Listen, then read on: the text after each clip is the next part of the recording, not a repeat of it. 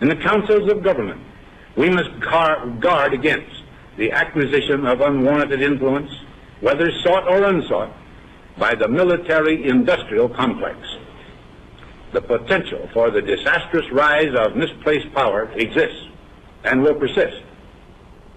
We must never let the weight of this combination endanger our liberties or democratic processes. We should take nothing for granted. Only an alert and knowledgeable citizenry can compel the proper meshing of the huge industrial and military machinery of defense with our peaceful methods and goals, so that security and liberty may prosper together. Akin to and largely responsible for the sweeping changes in our industrial military posture has been the technological revolution during recent decades. In this revolution, research has become central. It also becomes more formalized, complex, and costly.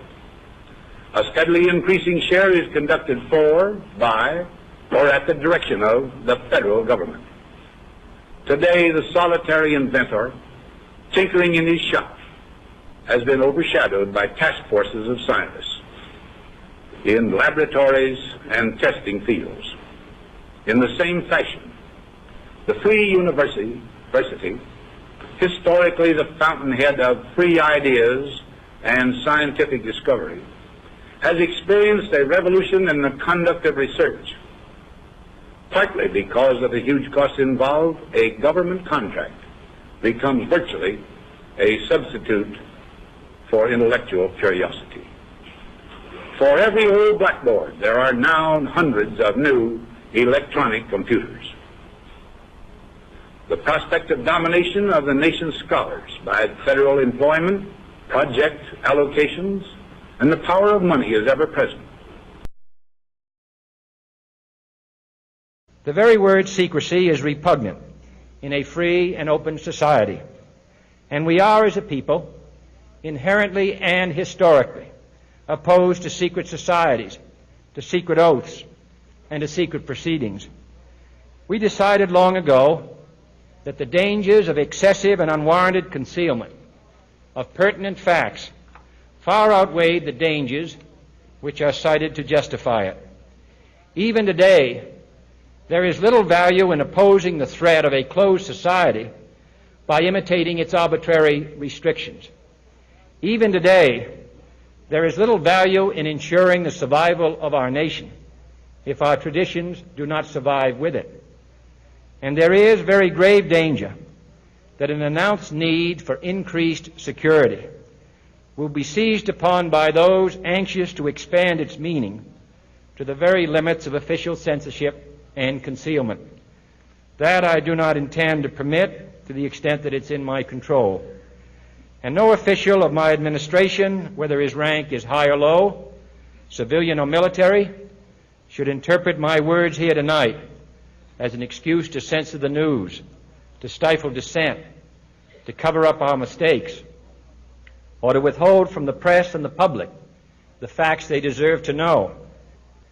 For we are opposed around the world by a monolithic and ruthless conspiracy that relies primarily on covert means for expanding its sphere of influence, on infiltration instead of invasion, on subversion instead of elections, on intimidation instead of free choice, on guerrillas by night instead of armies by day.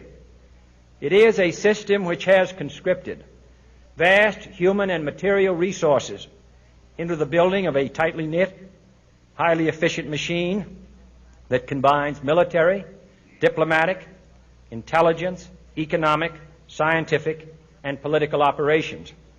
Its preparations are concealed, not published. Its mistakes are buried, not headlined. Its dissenters are silenced, not praised. No expenditure is questioned, no rumor is printed, no secret is revealed. No president should fear public scrutiny of his program, for from that scrutiny comes understanding, and from that understanding comes support or opposition, and both are necessary. I am not asking your newspapers to support an administration, But I am asking your help in the tremendous task of informing and alerting the American people. For I have complete confidence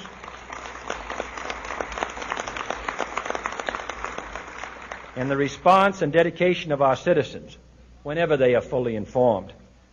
I not only could not stifle controversy among your readers, I welcome it.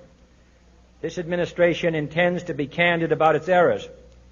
For as a wise man once said, an error doesn't become a mistake until you refuse to correct it. We intend to accept full responsibility for our errors, and we expect you to point them out when we miss them. Without debate, without criticism, no administration and no country can succeed, and no republic can survive. That is why the Athenian lawmaker Solon decreed it a crime for any citizen to shrink from controversy. And that is why our press was protected by the First Amendment, the only business in America specifically protected by the Constitution, not primarily to amuse and entertain, not to emphasize the trivial and the sentimental, not to simply give the public what it wants, but to inform, to arouse, to reflect, to state our dangers and our opportunities, to indicate our crises and our choices, to lead, mold, educate, and sometimes even anger